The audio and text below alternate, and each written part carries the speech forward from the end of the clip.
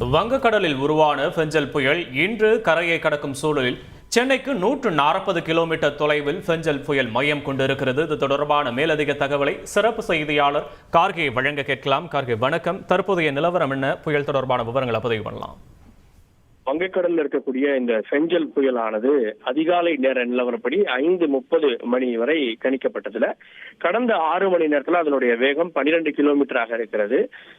அதிகாலை 5:30 மணிக்கு அது 140 கிலோமீட்டர் தொலைவில் இருக்கிறது. சென்னைக்கு 140 கிலோமீட்டர் தொலைவில் இருக்கிறது.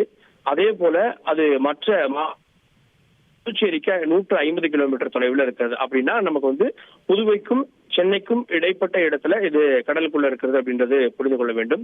அதே போல நாகப்பட்டினத்திலிருந்து தொலைவில் 210 கிலோமீட்டர் தொலைவிலையும் இலங்கையிலிருந்து வெகு தூரமாக வந்து விட்டது. நீண்ட நாட்களாக இலங்கையில இருந்த இந்த புயலானது இலங்கையிலிருந்து விலகி 400 கிலோமீட்டர் தொலைவுக்கு இலங்கையிலிருந்து நீங்கி வந்து விட்டது. அப்படின்னா தமிழ்நாட்டை குறிப்பாக சென்னை மண்டலத்தை நெருங்கி விட்டது அப்படின்றது அர்த்தம். இதுல புதிதாக சொல்லப்படக்கூடிய செய்தி என்னன்னா, காலையிலிருந்து இன்று மதியத்திலிருந்து மாலை வரை இது கடக்கும் அப்படின்னு எதிர்பார்க்கப்பட்ட சூழல்ல அதுல ஒரு புதிய மாற்றத்தை கொடுத்திருக்காங்க. அப்கோர்ஸ் நம்ம ஆல்ரெடி எக்ஸ்பிளைன் பண்றப்பெல்லாம் சொல்லிட்டு இருந்தோம், இது ரொம்ப ஸ்லோவா வருது, அதனால இன்று ஈவினிங் அப்படின்னு அதை வானிலை ஆய்வு மையம் உறுதிப்படுத்தியிருக்காங்க.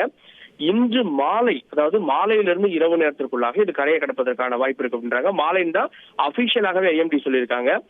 கரையை கடக்கும் போது காற்றினுடைய வேகம் 70-80 கிலோமீட்டர் அளவுல இருக்கும். சில நேரங்கள்ல 90 கிலோமீட்டர் வரை காற்று வீசும் அப்படின்னும், இது காரைக்கால் மற்றும் மகாபலிபுரம் இடையே இது கரையை கடக்கும் அப்படின்னும் வானிலை ஆய்வு மையம் அதிகாரப்பூர்வமாக சொல்லியிருக்காங்க. அதனால புயல் கரையை கடப்பது மதியம் அல்ல, மாலை நேரம். மாலையில் அது கரையை கடக்க ஆரம்பித்தாலும் அதனுடைய கண்ணெல்லாம் உள்ள வர இரவு நேரமாகிவிடும். 140 கிலோமீட்டர் அப்படின்றது 5:30 மணி நிலவரம். நம்ம ஒரு 10 கிலோமீட்டர் வேகம் அப்படின்னு பார்த்தாலும் கூட தற்போதைய நிலவரத்தில் அது 110 கிலோமீட்டர்ல இருக்கும் அப்படின்றது புரிந்து கொள்ளப்படுகிறது. இதுதான் ஐஎம்டி வழங்கி இருக்கக்கூடிய தற்போதைய நிலவரம்.